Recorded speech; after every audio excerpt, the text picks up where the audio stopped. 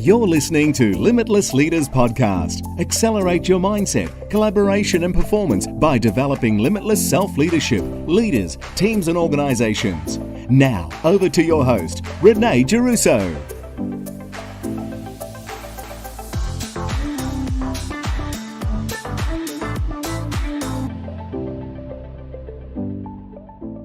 Welcome to the Limitless Leaders Podcast.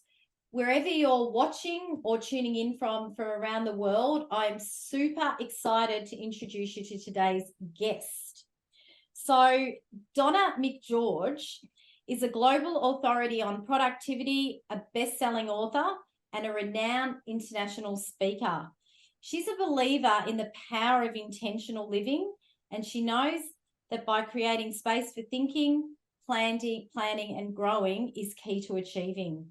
She understands the gaps, pauses and spaces in between the necessary fuel for the fire, providing the chance to step back and breathe. Don't we all need that at the moment? Donna challenges existing concepts of time management and productivity, championing a new, more personalised approach. She knows that the best way to combat the myth of wasted time is to live deliberately, and she's passionate about empowering individuals, teams, and organisations to be more purposeful.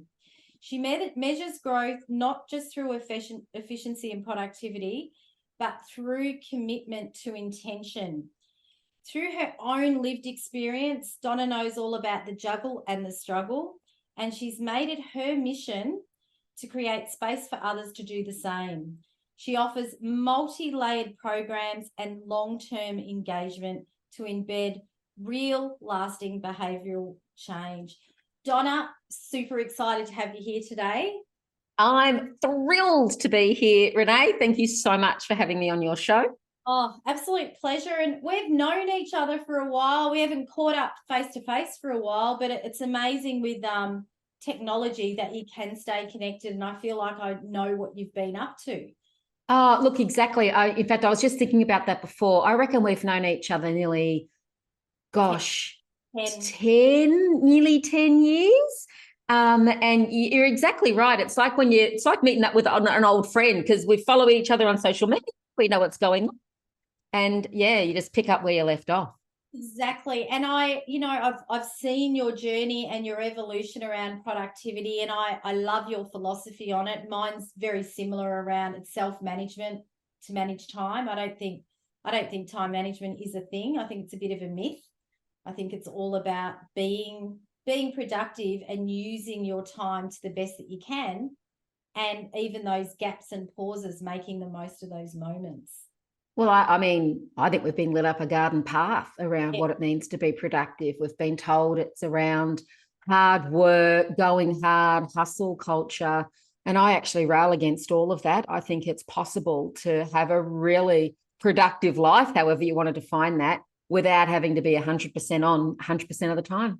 Yeah, definitely. And I think it's even that next step around, and I'm one of those, you know me, I'm a bit of a productivity beast and love getting stuff done and love accomplishing things. I think the other part of it is really making sure that time that we do free up, you're not just filling the gap with noise, that you're actually doing things that mean something to you. Yeah. And that can be anything from, spending time on the people, things and activities that fill you with joy. And for some, I ask some people, if you had a bit of extra time in your week, what would you do? And they'll often say sleep. And I'm like, yeah, that's the first thing people often need when they first begin to get a break and think a bit differently, is they do need a bit of rest. And then they've got the capacity to do those things, the things that bring them joy and happiness and fulfill or nourish their soul, right? I always say it's the things that light you up, that's yeah. It's like do the things and be around the people that light you up, because I think that gives you this energy to sort of get through anything. Well, dare I say it, they're a gift, right? So is it okay for me to say that? It is. It's the gift of re-energizing, I call it.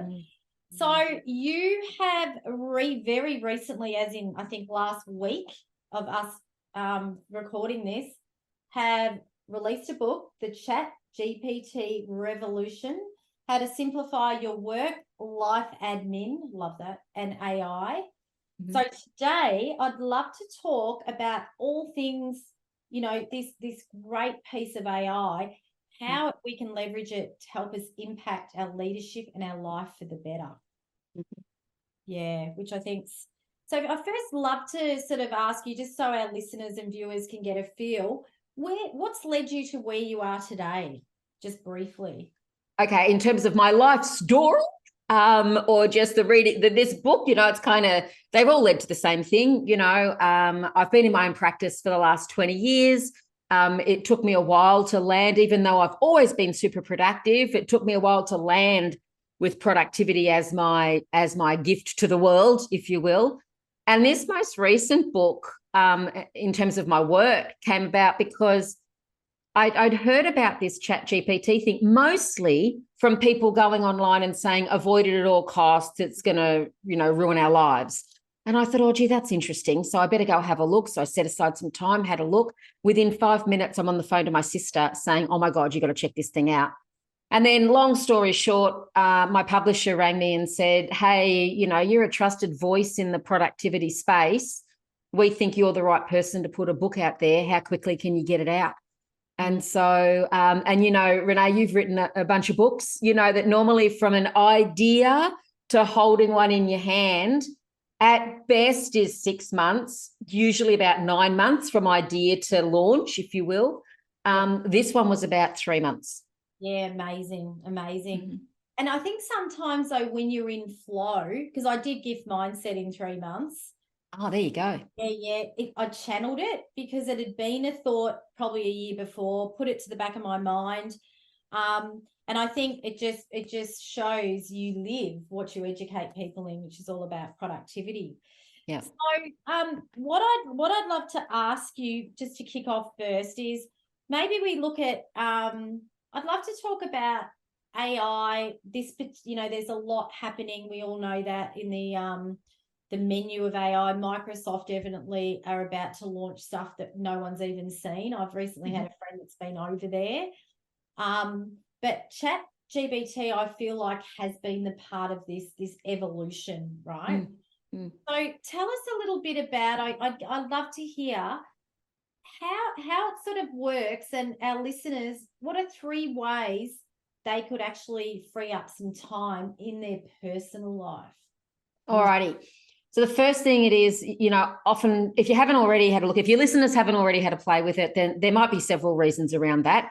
Maybe there's a lot of media that's drumming up a lot of fear about AI generally. The robots are going to take over the world. Humans are going to be destroyed. Massive dystopian future. I don't buy into that one bit. I tend to have some could say I'm naive, but I tend to have a more optimistic view of the world. And so just in case you're worried about how it works, or you're thinking, is it going to do something negative? It's, like any tool that we use in an online world that has some kind of public profile, you got to be careful straight up with your personal information and any private information. So just the way you would with the internet, don't be giving your private and personal information away all willy-nilly. But how it works, I want you to think of it as if you've got a librarian who has read every book ever written and browsed every website, every piece of information in the public domain, written word in the public domain, and has access to that to answer any question you have, and can pull from different points of view at any time you like in a matter of seconds. Yeah. So just saying that gives an indication of, wow, if you think about, a lot of people try to apply a bit of a Google mindset to it. So, short question, hey, Google, can I get a recipe for gluten-free banana bread? And then it gives you a million hits, and then you've got to trawl through a series of websites.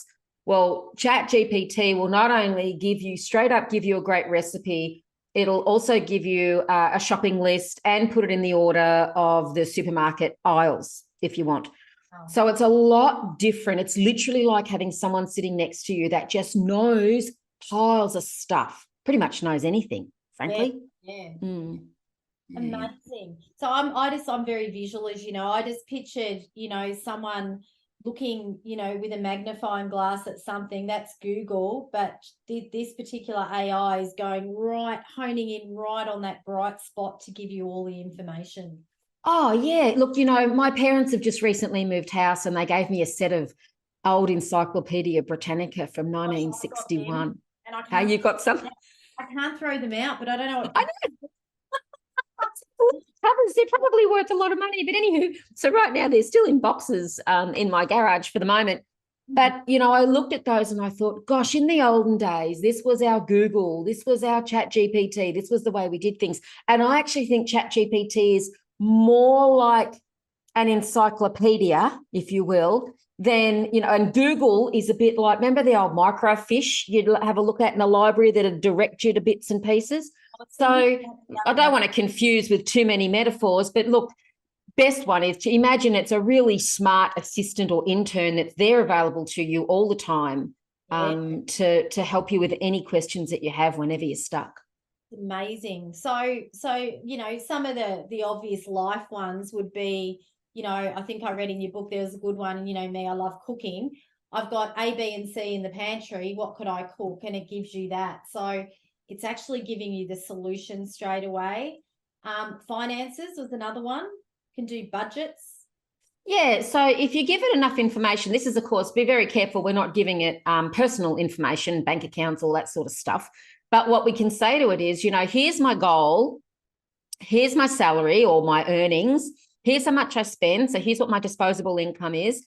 I want to save X amount of money by this amount of time. Put together a savings plan for me, or a finance plan for me, or here's where you could even say here's what I'm spending my money on, because you can put spreadsheets in there. You can copy and paste a spreadsheet in and say, where do you think I could recover some money? So first of all, disclaimer, ChatGPT is not a financial planner or financial advisor.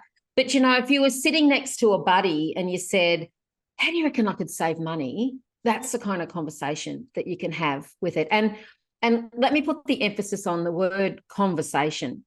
Yeah. Google is very much you Google it and then you kind of do a bit of research, then you might Google something else. It's very short term in terms of relationship. I'm in a full-blown relationship with my ChatGPT. We chat, we talk. If it does something that I don't like, so I might say, hey, give me a financial plan to save money for this amount of time. And it comes back and says, give up going out for dinner and red wine. I would go back and say, that's a pile of rubbish. We're going to have to give up something else. So you can tell it that's a pile of rubbish, or I disagree, or that's not what I was looking for. And it doesn't take it personally. Isn't it? It's just awesome. So on that, the more you're speaking to it, the more you're giving, and I stress what you said too about the private information. Does it get to know you? Does it build an algorithm that says, if I jumped on, it would know it's not me? No, it's not you, if you've been on it quite a bit? No, it's not that smart yet to recognise that, hang on a second, this doesn't sound like Donna. This sounds more like Renee Giarrusso, right? It wouldn't do that. However, you can train it to speak like you in the short term. So, for example, one of the prompts that I talk about in the book is where you say, you give it a sample of your writing. Or that, yeah. Here's a sample of my writing. Describe my style of writing in a way that I can feed it back to you so you can help me write future pieces. So, Renee, we do a fair bit of writing for the media. And so I can put in a couple of chapters of my book in there, and I can say, using this content, generate for me an outline of an article about X. And so it's using my IP. I'm not having to worry about plagiarism because it's using my stuff. It's trained in my style of speaking, and away we go. And provided I stay in that conversation, it will remember everything that's come before in that conversation. Amazing. I did see that in your book when I was reading it. I love that. So it picks up on your writing style, put something in that you've written, even a paragraph, and then you can actually say, now research this, but in my writing style. Yes. Well, yeah. It's profound because, I work with a lot of leaders and teams, and I think we've got the resistors, which initially I love tech, so I never really resisted it. And then you've got the others going, oh, I use it, but I don't want people to know. There's almost this sort of stigma around it. But Well, it's interesting. It's interesting. So I was talking to another journalist yesterday and we were laughing and he was saying that, his partner will never, ever use, as vowed and declared, I will never, ever use ChatGPT. And I said, oh, how come? And they said, oh, I don't really know. I think they're more of a purist, whatever. And I said, oh, do they have a Thermomix? And said, why do you ask? And I said, well, a lot of people say having a Thermomix is like fake cooking. I do. And so, whereas I think it's really useful and helpful and shortcut stuff, right? And that's what ChatGPT is like. Yeah, that's a really good way to put it. Because I do know people that are like, I'm staying away from it.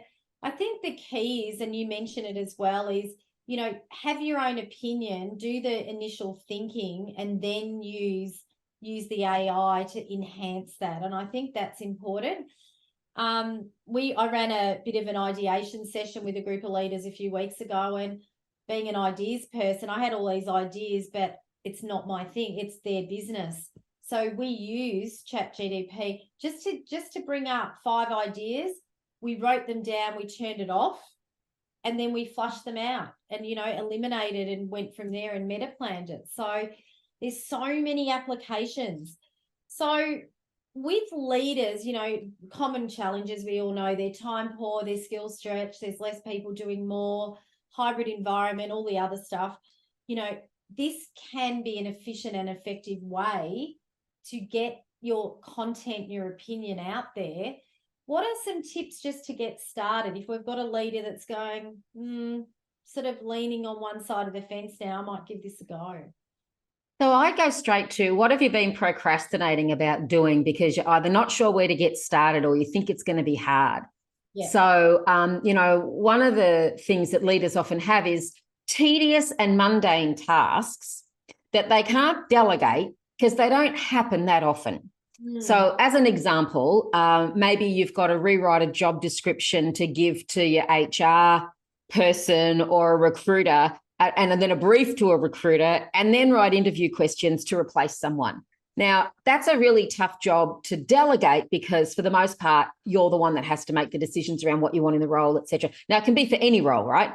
And so if you go to ChatGPT and say, hey, give me a role description for this role, or you copy an old one in and say, this is the old one, can you update it with this, and this, and it will generate that for you. So, and not only generate it, it will generate it in a matter of seconds.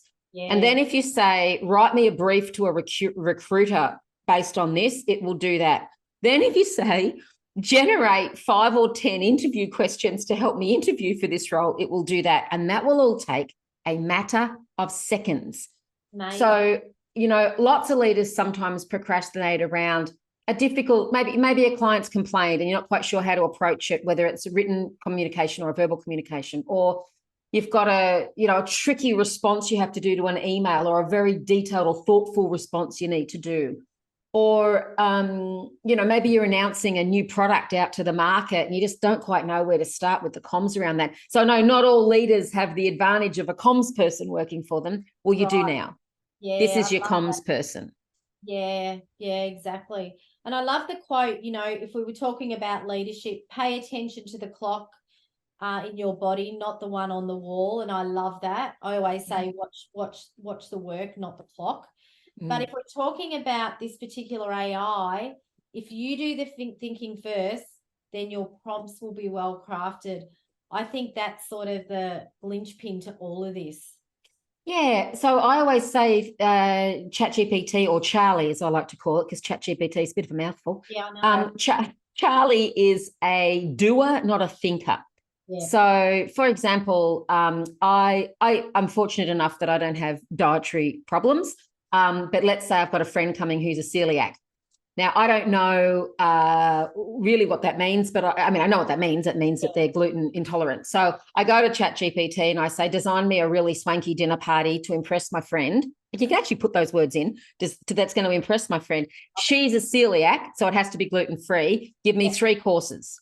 Now, it generates that for me. But because I'm not an expert in what good gluten-free cooking looks like, I actually don't know if that's actually going to be gluten-free. Yeah. So whereas my friend, who is an expert in gluten-free and celiac kind of needs, she would immediately look at it and say, it's asked you to do crumbed fish, but it hasn't said to do, gluten-free crumbs. Right? Now, that's a pretty broad example, but it gives you the idea. If you're an expert in your field, you will recognize you'll write great prompts and you'll recognize great responses. But, I'm not a rocket scientist. So if I try and write about rocket science, I wouldn't know whether it's a pile of crap or not coming out of ChatGPT. So the importance is in the prompts. And I think I actually did that exercise last night. I put a paragraph of one of my books in, and a bit similar to you, I got back friendly, open, practical giving. So then it picks up on that. I've used it a few times to get some ideas, and some of them, which has been really bizarre, have actually come in my wording from some of the IP I've got out there. Right. So if maybe you haven't done this yet, it's a bit like when you go Google yourself, maybe go and ask Charlie, what would Renee Giarrusso have to say about leadership? And it will probably go, and here's what, because I did the same thing. What would Donna McGeorge have to say about productivity? And of course, it comes back with a response that was accurate. But what it's done is it's trawled my books, because my books are in the public domain. It's gone to websites that have bios about me, podcasts that have my bio publicly available, and it's pulled all the information across all of that, and it creates something. So I'm known to it in that regard. I did ask it one day, write a 35,000 word book in the style of Donna McGeorge about productivity around planning. This is probably one of my future books, around short-term planning for long-term results. And it came back and said, no, can't do that. Can't generate 35,000 words, but here's an outline.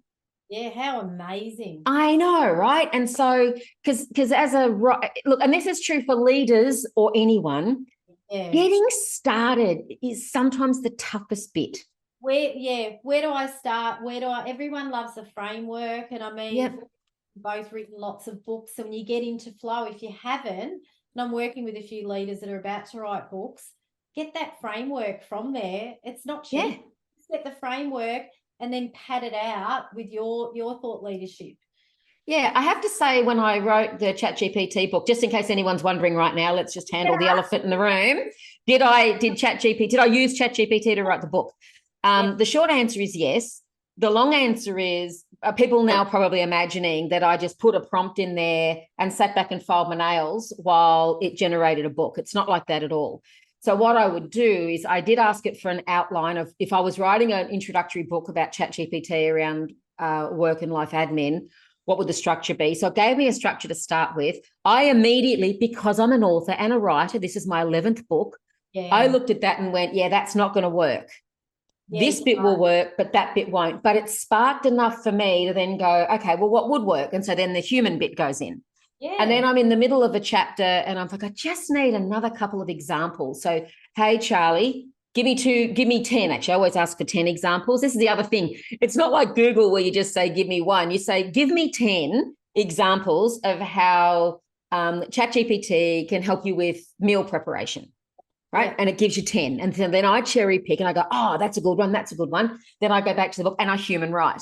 Yeah. So it's the combination, and MIT, Massachusetts Institute of Technology, big uni in the US, or big study area, research facility, they've done some work on the best outcomes.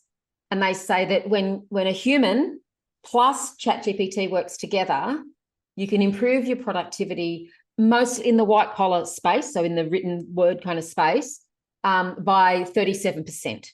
So that could, in a week, that saves you more than a day if you use it effectively.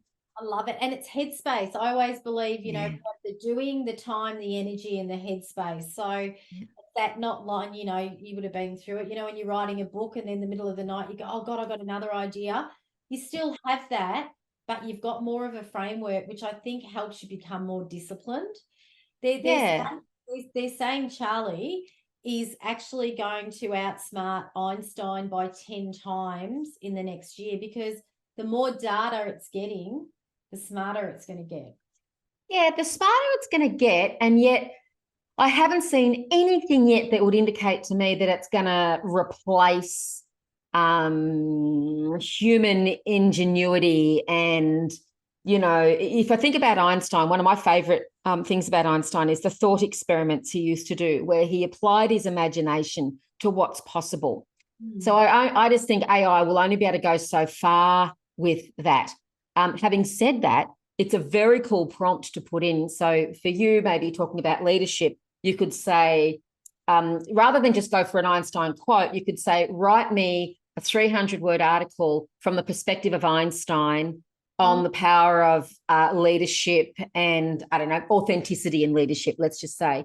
And so you can get a different perspective on that. Or one of my favorite things that I did was I asked it to play devil's advocate. So there are some cool things it can do that are human in nature, right? So I said to it, be as if you are a critic of the concept of burnout. What would you have to say about that? Well, it totally let me have a burnout is a made-up thing just by people who are lazy and don't want to work and blah, blah, blah. Now, I would never use that to write about, because I personally don't believe that. But, it sparked some really interesting thinking for me about, if I'm writing to an audience that may be skeptical or whatever, I could use some of that thinking. So, maybe it could get smarter than humans, but, we are an evolving organism. We'll evolve. I think it's like everything, when smartphones came out, and text getting smaller and smaller, I think it's all about, using things in moderation, right? Yeah. But using them to leverage your thinking opposed to taking your thinking over. Yeah. I think that's the biggest thing I got out of, and, I only read this last night. The main thing I got out was how important the prompts are. Yeah. It's like in life, you only get good answers and responses if your questions are intentional. So it's no different than that in that regard. Yeah. Yeah. And so it's a whole new way of thinking about interacting with your computer, in effect, because most of us, when we think, I need information, I'll go to Google, and the question we ask in Google's a little bit different than what we would do. So we've got to completely forget our Google training. And when we're writing prompts, we've got to do things like, give it context. Imagine you were giving instructions to another human to get the best possible result. I need this research for this reason, for this, to write an article for this audience, in this publication. Because I've done that before. I've said, I need a paragraph about this. It's for an article I'm writing for Forbes or for Harvard Business Review or for Inc. or for Fast Company. So it knows enough in the system to know to generate it in that way. And so, I think we've just got to, context is the biggest thing. Give it as much context as you can. Yeah. And you can ramble, as I am now. You can just sit there and ramble with it, like just keep typing and then just hit enter and see what it says. Yeah, I think just have a play around with it. So right now, so we're in July 2023. Is it still free? Yes. But it won't be soon, will it? Isn't it? Look, I don't know what their plans are. So there's two ways you can use. ChatGPT is the application, and then there's a couple of engines that run it. So GPT 3.5 is the free version. Yeah. And to kind of give your listeners a perspective of what that means is it's got, let's imagine its database is the size of planet Earth. Yeah. GPT-4, which is the paid version, $20 a month, its database size is the size of the sun. Wow. So if you think about the difference in how much data it has access to. So a couple of things that means is GPT-4 is slower because it's accessing more information. GPT, the new GPT version, or what they call GPT Plus, ChatGPT Plus, also gives you access to plugins. So I've plugged in OpenTable, Spotify, and Expedia, which means I can say to it, find me a table in Brisbane on Friday night at 7:00 for 2 people in a kind of an upmarket, swanky kind of restaurant, and it will search using and generate responses using OpenTable's database. Right, now that's awesome. That's a real time saver. Now, there's a lot of other plugins there, but they're the you know, Spotify and then Expedia for travel stuff. That's what I play with. Yeah. But you can only get that with what they call ChatGPT Plus. Yeah. But can I tell you, the free version is enough. That's all now, I got. I only started playing with it probably, I think I got it at the onset, left it, and I've played with it a little bit recently, but I haven't gone as deep, you know. Yeah, look, the biggest mistake people make is they go in and they do something with it, and then they go, oh, well, that was rubbish, and then they walk away. Yeah. It's a conversation, and you'll get way better results the more information you give it. So as you say, rubbish in, rubbish out. So the more information you give it, the more you engage in a conversation. That's why it's called ChatGPT. It is a relationship. You develop a conversation. Conversation with a friend. You don't just shut them out. You keep working on it. That's it, right? You keep going. And if you're not happy with an answer, then tell it. I'm happy with that. Give me something else. I love it. I love it. So from a leadership perspective, obviously, as you know, compared to maybe a decade ago, more leaders are creating content. They're speaking at conferences. They're on LinkedIn. They're running groups. So I think it's a great, and absolutely an awesome conduit to gather all that data for them. Also social media, I think was one you talked about. So we both write a lot of content. How often do we write a newsletter, or if you're listening, a blog, and you send it off and you take bits of it? You can actually put that into the AI and ask it to break it into sort of sound bites. Yeah. Absolutely. So it knows all the platforms and their capability. So I say to it, I need an article that's LinkedIn worthy, right? Yeah. So LinkedIn has, it's more professional. It tends to be a little bit, even though it's, I have a very conversational and engaging style, I still want it to be appropriate for LinkedIn. Then I can say, thank you. Now replay it so that it would be on Facebook or Instagram, and it slightly changes it. Then I can say, now carve it up into a series of tweets for Twitter if I wanted to. Then this is something that my sister and I have been playing with. It can't do video yet the way we would turn it into a video. There are other AIs that can do that, which I've started playing with without much success because I haven't given it enough time yet. So mea culpa around that. But my sister and I have create a storyboard for a training program. So the topic is, say leader as coach. And we're going to do it over 6 webinars. First of all, give us an outline and then storyboard the slides. What could the slides look like? And then what are some examples and content that could go into it? What stories should we look at? You can tell it to write your stories, but they're lame as they need a lot of human intervention. But what all that does, and no matter what your content is, so it could be that, give me 10 blog ideas for this topic. No matter what it is, all it's going to do is shortcut a lot of painful thinking and brain space that you're using up just to get you started. Like, here's my 10 topics.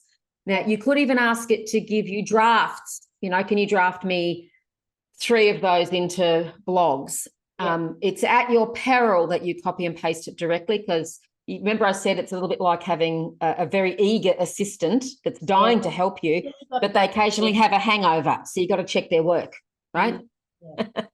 I think that's important. And there are other AI out there that you can plug in to see what is created from ChatGPT. Did you know that? Yes. So Zero GPT or Zero ChatGPT, I think it's called Zero GPT, is a site where if you copy and paste content into it, it will tell you the probability of it being human generated or AI generated. So I occasionally do that. Yeah. So if I've written something and then I've edited it and, humanized it all, then I'll still copy and paste it in. And sometimes it'll say, about 20% of this feels like it's been written by an AI. So I will go back and rewrite, because I don't want my writing. I'm quite happy to get ideas and spark creativity and get inspiration, but I don't want to just be the robot, churning it out. What we do and what a lot of leaders do is we share opinions and original thought. If, Yep. if I was, I'm just picking up a room spray, if I wanted to do a blog on room sprays and how good they are, that's different because it's a product. But I think when it's a service and it's your opinion, I think that's where it's really important. No, there's some awesome stuff out there. I've played with it. You've given me heaps of inspo to play with it a bit more. And I also think too, there's so much. There was an AI thing that came out a few weeks ago. I don't know if you've heard of this, but we could put the plug-in into this Zoom right now, and it will put our whole Zoom recording into every language we tick in our voice, and we'll actually move our lips to match it. That's crazy, right? That's just crazy talk. That excites me for what we do, because we can have this, we've both got global reach, but in the right languages, but it's still our, our thinking and our IP. But what if it was just an option, right? So maybe you think, let's think of the top languages in the world that get spoken: Spanish, Chinese, maybe English. I don't know. I would go ask ChatGPT, what are the top 5 spoken languages in the world, right? But I know Spanish is up there, and I know Chinese is up there, or Mandarin's up there. Even if you had on your podcast, for example, click here to listen or view in, click here to listen or view in, that would be awesome. Yeah, so that's out. That one's out. So there's a lot of exciting things, but I'm an early adopter. I love new things that can help us. And I think if anyone out there listening is going, oh, I'm still not sold, just focus on how this can help you, not hinder you, because it can, the proof is in the pudding. Oh, but this is like anything in the world, and this is absolutely your work. Something happens. What's the gift versus, it's so easy to go, oh me, oh my life is rubbish now because something's happened. And I think, I actually think AI, there's 2 things I have to say about this. One is it's happening at a perfect storm. Ways of working is going to shift considerably. And any leader out there that is not already exploring, understanding, thinking about even enterprise-wide solutions around AI, if you're not already exploring that or got someone on your team doing it, then you're going to be left behind, because after 3 years of pandemic recovery, what we call the anti-work movement, which is the, quiet quitting and act your age, and, the pushback that employees are giving employers now, the 4 or compressed work weeks, 4-day weeks and 9-day fortnights, plus AI, that's a perfect storm of opportunity to shift how we work. That's the first thing. The second thing I'd have to say is, ever since the invention of the wheel, there's been this promise that technology will give us back time for what's important, give us more leisure time, give us more relaxation time, whatever. And ever since that, technology has happened, it never has. It's just, email is a beautiful example of this. It was meant to save us time, actually made it worse. I think AI could. Yeah. I think we might actually realize the promise of hundreds of years of technological, change and opportunity, that finally we might get the chance to have more leisure time. So if it used to take you 3 hours to write a blog post, and now it takes you an hour because of ChatGPT, what do you do with the other 2 hours? That's what I was talking about early on. Yeah, do you just put more work, or do you actually make a change? Right. Do you go walk the dog, sit in the sunshine, grab a book? Yeah. Do you nourish your soul? Yeah, that's right. And I think that's a really, really important question. The gift mindset, as you know, is a trait of a leader. And for me, I work with leaders that have just come out of uni. We run leadership programs because they're leaders of self. To me, everybody's a leader, whether you're leading yourself, team, and all decisions. And I think a lot of the leaders we're working with, this is such a gift to them. I wish I'd had access to this back in my corporate day. I've been in my business 18 years. I look back at some of the things, and I think it's probably good to even not just look forward, but look back at what worked, what didn't work, to bring in what you need to do. And I'm a big one, to diarise chunks of time of that free time that, this gives you. I think that's important. Oh, it's so important. Easily it could give you a day back. Yeah. I think at least it could give you a day back if you really chose it, which is why with the new 4-day work week or compressed work week things, the movement, this is, I think, an absolute tool to enable that. Yeah, exactly. Yeah, look at it as an enabler. I think we could talk forever on this.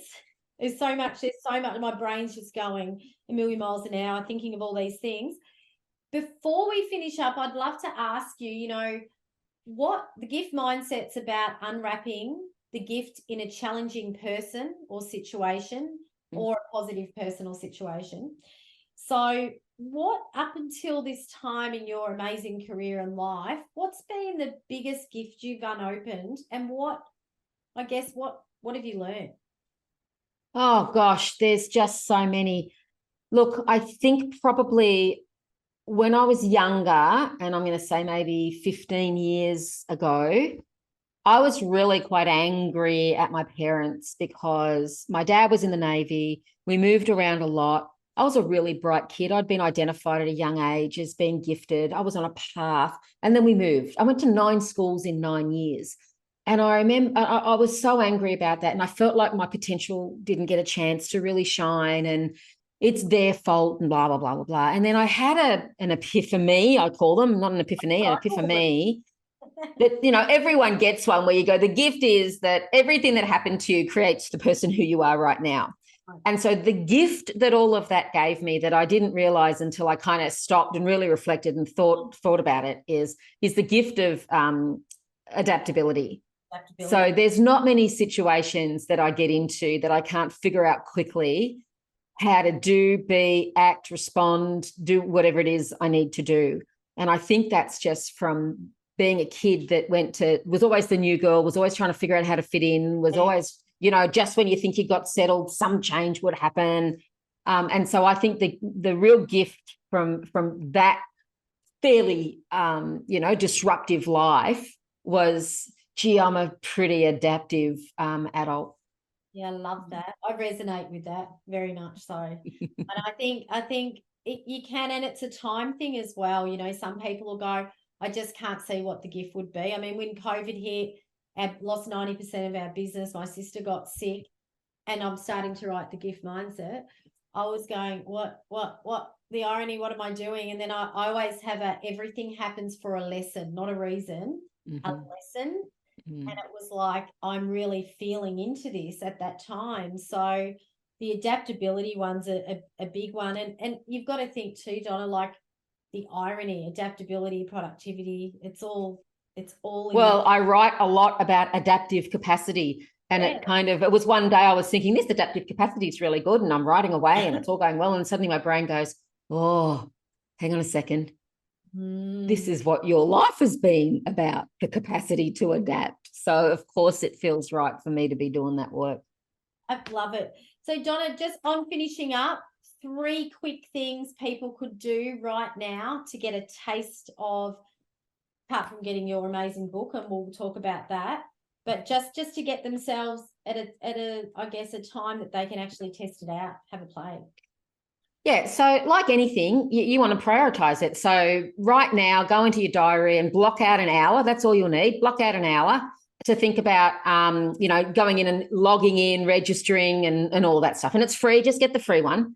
The second thing I'd say is, test it with something you've been procrastinating on. Maybe, my neighbor got my book and then immediately went and said, I'd been procrastinating because of one of our vendors had asked me to write a review on LinkedIn about what they do, and I didn't even know where to start. So I said to ChatGPT, this person does this. I'm happy to recommend them. They saved us time and money by doing this. Write me a review that's good for LinkedIn. And he said, boom, in seconds, it happened. So what's something that you've been putting off doing, and see if ChatGPT can help you with that. And the third thing is, it's related to, in the notes for this episode, there'll be a download you can get, which is a series of prompts across a bunch of roles that it can play for you, both in your personal and professional life. And so I would say, now, they're some of them are very specific, and some of them you can plug information into. But if you're not quite sure what to to use it for, grab that handout and worksheet and go and play around with it and use that as a guide to get started. Yeah, awesome and so generous. Last 3 quick questions. Your favorite noise? I love indicator sounds in cars. I always listen to them. You know, the click, click, click, click, click. Beautiful. Last night on our beautiful planet, what would you eat? Oh, leg of lamb, roast lamb with roast veggies, straight up. Love it, love it. And favorite word? Don't say Charlie. No, look. These change a bit for me. So my current favorite word is plethora. Because it has a sense of plentiness. There's a plethora of things available, or a plethora of choices, or whatever. So that would be I have to say it's my current favorite word. I'm the same. We change. Plethora. I love that. Or someone the other day called it plethora. Yes, well, I don't know. So plethora, whatever. And if you could choose any other career other than you're doing right now, what would it be? Gosh, it's hard to say. So it depends on how you look at my career, right? So in terms of, it's more like if I could give up a whole bunch of stuff and just do one thing, I think I'm a writer. Yeah. And I know people are going to say, oh, you're already a writer, you've written books. Yeah, but when you're a thought leader and you're earning money from speaking and presenting and training and all that sort of stuff and coaching, whatever, writing books sometimes is not the stuff you do in your spare time, but it is not necessarily your primary source of income. Yeah, that's right. And you don't. Yeah, I think I'd love to have writing as my primary source of income and have enough of it to be my primary source of income. Love that. I love that. Thank you so much for being here today and just for all the gold you've shared. So how can people find you? Oh, Donna McGeorge, www.donnamcgeorge.com is the easiest. I'm a shameless self-promoter across all the social media platforms, so you'll find me there. And right now I'm in all good bookshops with my latest book, The ChatGPT Revolution. Beautiful. And we'll have all Donna's details in our show notes as well. Donna, thank you so much for today. It's been awesome reconnecting and hearing about all the great work you're doing.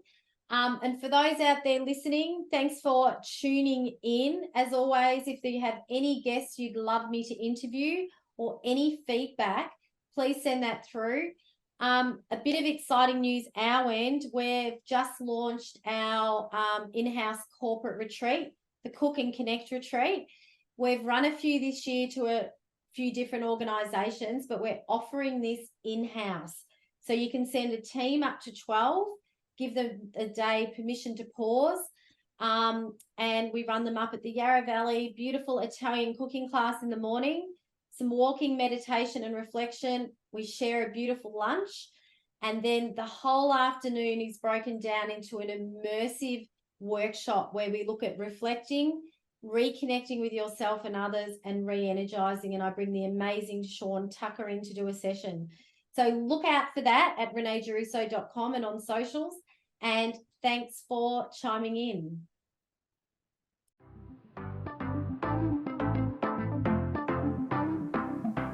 You've been listening to Limitless Leaders Podcast, leading from the inside out to develop limitless self-leadership, leaders, teams and organizations. To find out how you can accelerate your mindset, your communication, collaboration and connection to become a limitless leader, sign up for our Limitless Leaders Podcast series at www.reneegiarrusso.com/podcast series. That's reneegiarrusso.com/podcast series.